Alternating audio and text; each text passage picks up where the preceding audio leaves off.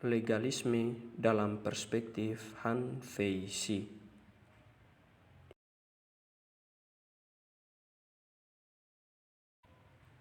Aliran legalisme atau Faija merupakan aliran yang berfokus pada sistem pemerintahan.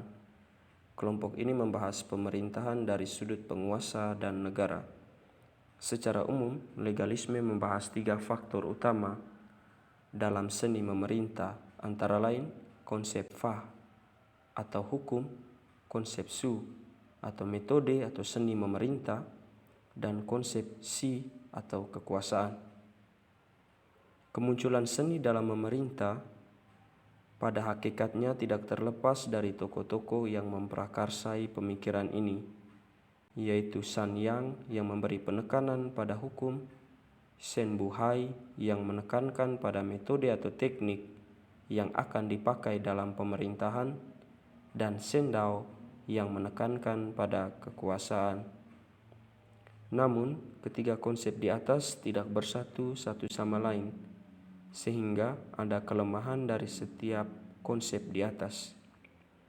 Konsep pemikiran dari aliran legalisme sungguh jauh berbeda dari kaum moralis, yaitu kaum Konfusianisme. Legalisme juga dikatakan sebagai filosofi utilitarian, sama sekali tidak memberikan jawaban atas pertanyaan-pertanyaan seputar sifat atau tujuan dalam hidup.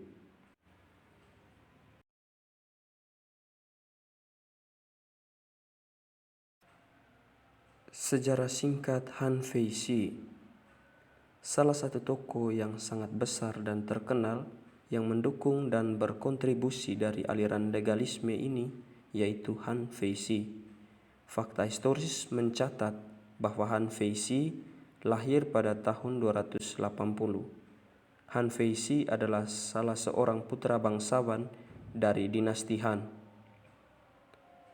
Han Fei Si juga termasuk filsuf Cina yang sangat berpengaruh, lebih khusus terkait konsep legalisme.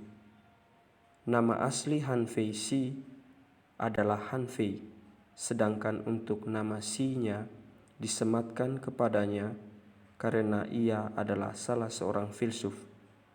Nama Si sendiri memiliki arti, yakni guru yang sangat dihormati. Pemikiran Han Fei Si mengenai legalisme. Seperti yang telah dikatakan di atas, bahwa Han Fei Si menyatukan 3 konsep yang digagas oleh ketiga tokoh legalisme. Menurut Han Fei Si, seorang penguasa dalam pemerintahan mesti memperhatikan dan menggunakan metode-metode berikut. Yang pertama, Fa, hukum atau prinsip. Menurutnya, sebuah negeri tidak selamanya kuat dan juga tidak selamanya lemah. Apabila ada undang-undang yang dilaksanakan dengan tegas, maka negara akan menjadi kuat. Sebaliknya, apabila undang-undang tidak dilaksanakan dengan baik dan tegas, otomatis negara itu akan menjadi lemah. Selain itu, penguasa harus mampu membuat semua orang untuk patuh pada hukum, dan di hadapan hukum semua orang itu taat. Hukum mesti memberikan penghargaan atau apresiasi bagi mereka yang menaatinya.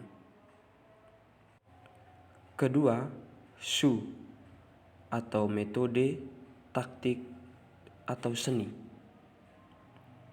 Hal yang mau ditegaskan ialah terkait metode, taktik, atau seni, bahwa dengan menggunakan taktik atau metode, penguasa mampu membaca serangan dan memastikan tidak ada orang lain yang berniat mengambil alih kekuasaan dan negara. Dengan kata lain, penguasa harus mampu merahasiakan motivasinya. Dengan demikian, tidak akan ada pembangkang yang hendak maju dan mengambil alih kekuasaan.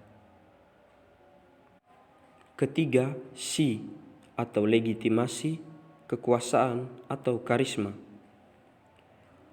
Hal yang menjadi penekanan dalam konteks ini adalah posisi penguasa, bukanlah penguasa itu sendiri yang memegang kekuasaan.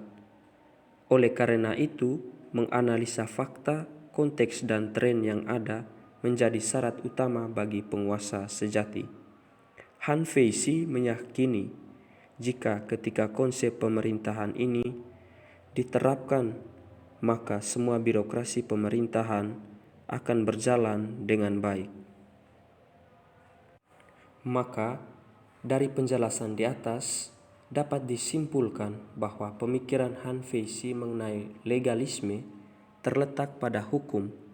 Hukum menjadi segalanya dalam hidup.